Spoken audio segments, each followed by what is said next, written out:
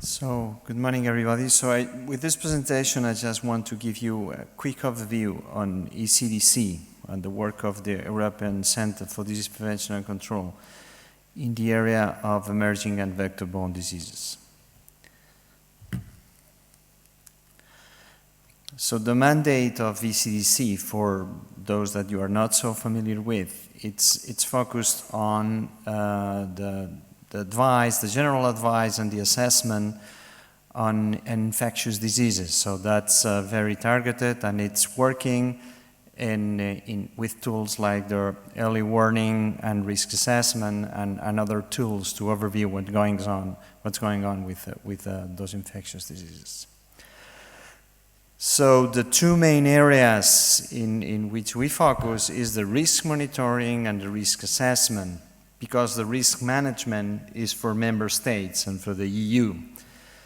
In the area of risk monitoring, we focus more on to monitor different sources of information. So it's from traditional surveillance to the surveillance of events and the different health threats that we identify through those different sources. Then we assess the risk, we build some knowledge, and then after that, with the risk assessment, we are investigating different alerts and issue scientific advice and provide support to member states.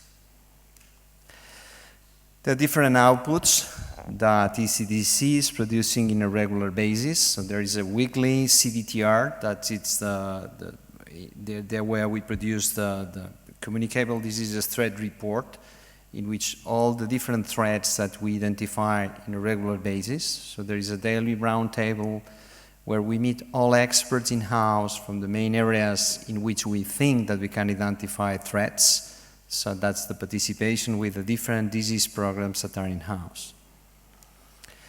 So what means risk assessment in general, and what does that mean in ECDC? For risk assessment, we understand that that's the overall process of risk identification, risk analysis, and risk evaluation.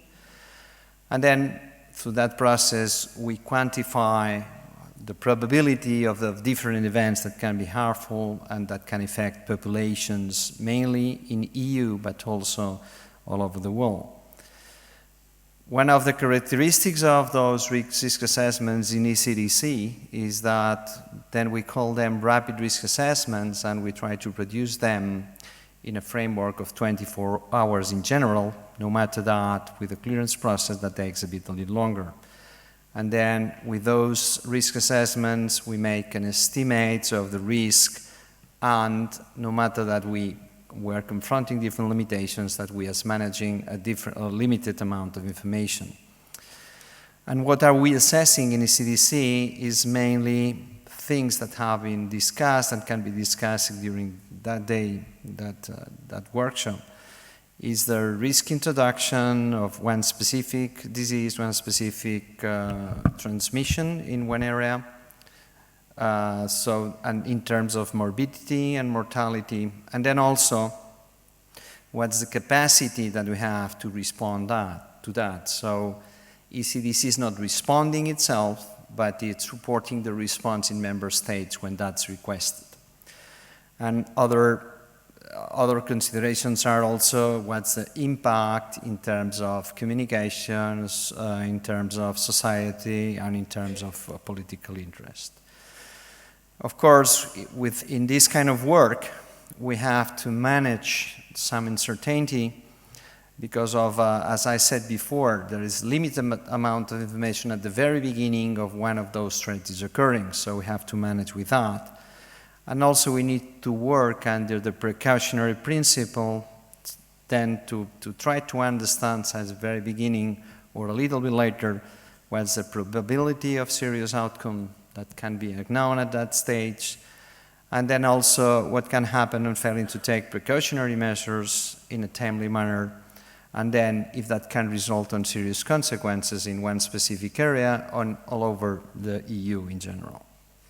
There is a rationale to follow up then under that principle that it's better safe than sorry strategy. So we have this EWRS tool, that is Early Warning and Response System, that it's this tool where we track different events, and when member states identifying something under some principles, they have to report into that tool. And that's quite a complementary issue with the TESI that maybe some of you know, which is the more systematic surveillance system under which we are collecting for those notifiable diseases. It was 52 diseases that are under surveillance and under a specific case definition. So there is that system that it's a combination of data that's coming for data that is used in member states, from national institutes, from different sources of information, that it's also assessed by different bodies that conform the ECDC, CITES, the Advisory Forum, and the Management Board. The two bodies that are mainly giving directions to the targets and the scope on ECDC. So some examples that probably you are familiar with of emergency in Europe that we can have in that slide. So we have the Schmallenberg virus in 2011. We have West Nile that we are monitoring to different maps in different times, and that's continually being monitored, and it's spreading in different countries. We have of the known outbreak of chikungunya in Italy and France, the dengue that has been talked before, and that we really delve later today, also with the outbreak in Madeira. Then the issue of blue tongue, the topic of coronavirus that has been keeping us quite busy this year, and that's something that we are dealing now once HASH has started and what's going on in Saudi Arabia, and then we have close contact with that area also. So why do we bother with that? So because it can be also an increase of diseases that are of public concern and that present in outbreaks that keep quite often the media attention, that are sensitive issues, and also we are also dealing with the blood and tissue donation, so without the regulations, and when one area has to be considered to be put under deferral if one infection has been identified in that place. And also, of course, as I said before, we are working quite often with limited knowledge and with a limited amount of control issues that, as said, are managed by member states. Also, some of the main diseases that are mosquito-borne, tick-borne, sandfly-borne, rodent-borne, and other emerging diseases. And here you have some of examples that probably you are very familiar with, and that are occurring in quite some from time to time, and some of them are more regularly occurring. And with those, we are developing specific projects in cooperation with different partners, stakeholders, and member states.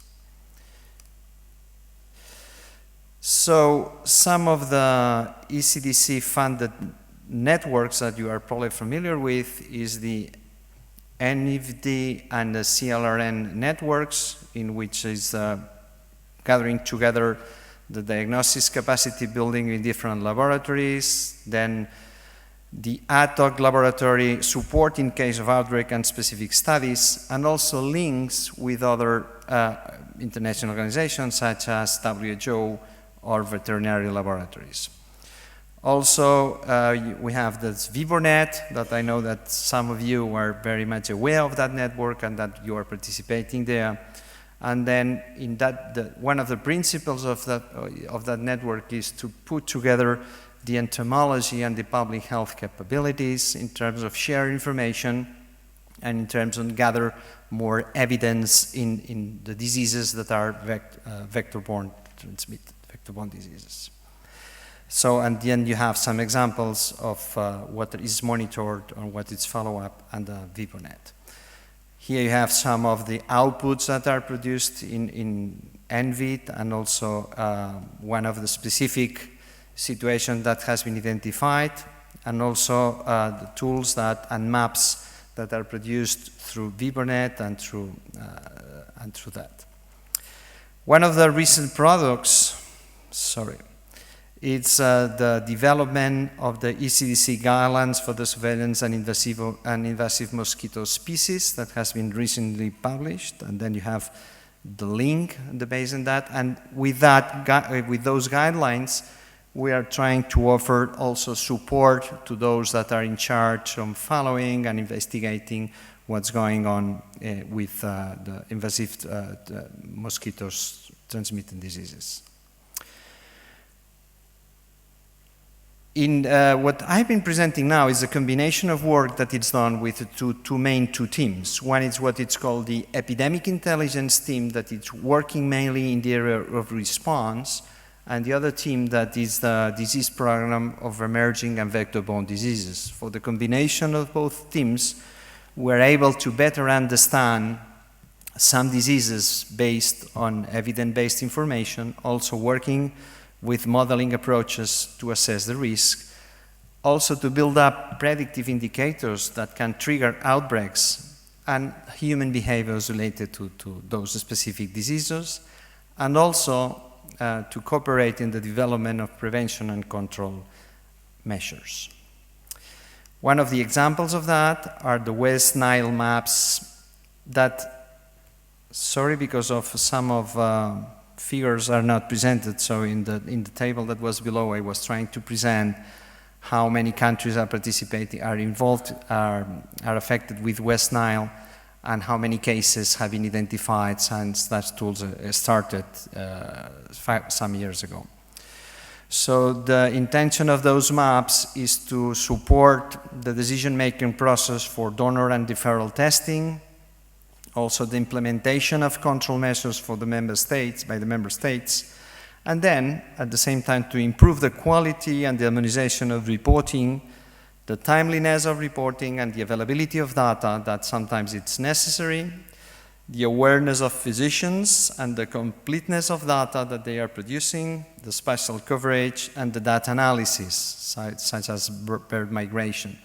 So those maps are produced every week during the season, during what's considered the transmissible season for West Nile, and then we are building this information, this knowledge in that area. Other tools as the E3 geoportal, which is mainly based in climate and it's mainly based in environmental data, which objective of the E3 geoportal that it's in the last phases of being produced. Its objective is mainly to promote those geospatial infectious disease modeling in Europe, and then how to integrate those data in public health. Also to better know the different determinants of infectious disease transmission that quite often they are dispersed and difficult to obtain, and to gather and to put them together. And also to facilitate the collection and exchange of those data sets in a user-friendly manner. So this is a kind of inventory of information and resources that can be used for that purpose, at the European environment. So there are some projects, and I will not take some time because we were advised at the very beginning to be short and to be quick, so I will not. But there are some projects in which ECDC is participating in different areas and along the different years. And again, some of you in your different areas can be participating in those projects. There are also some links in which we consider the principle that we are working in this area of emerging and vector-borne disease in ECDC. And that's like a way to summarize what I have been saying. So it's the climate and use of human behavior, the Euro and TravelNet research community, the WHO, and also to put together animal health, public health, and environmental monitoring. So the conclusions of this maybe fast presentation is that vector-borne diseases, of course, it's something of major concern, increasing concern in Europe, that in some diseases that are not under systematic surveillance, we have limited knowledge. Again, that surveillance is not uniform in EU and is not always mandatory for main of the neglected diseases, that there is room also for tools to be improved. Regarding to control issues, again, so there is the need for developing more effective tools to prevent and control outbreaks, and the new developments of antiviral drugs and vaccines are being developed. So the last one is just as to summarize those conclusions, but if it doesn't appear, probably I have said most of what I wanted to say. Thank you.